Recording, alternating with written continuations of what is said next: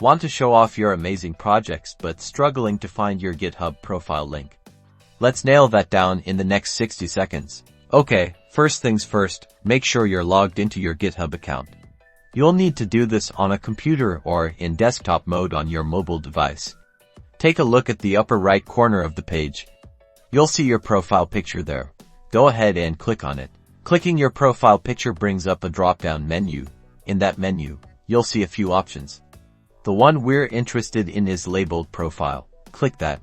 Now, you're on your GitHub profile page. Look up at the address bar at the very top of your browser. That's where your profile link lives. Click inside the address bar to highlight the entire URL. You should see the full address. It'll be github.com followed by your username.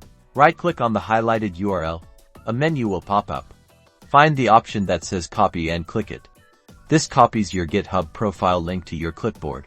To confirm you copied it correctly, open a text editor, like Notepad on Windows or TextEdit on Mac.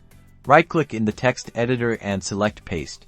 You should see your full GitHub profile link appear. And that's it, you've successfully found and copied your GitHub profile link. Now you can share it wherever you need to.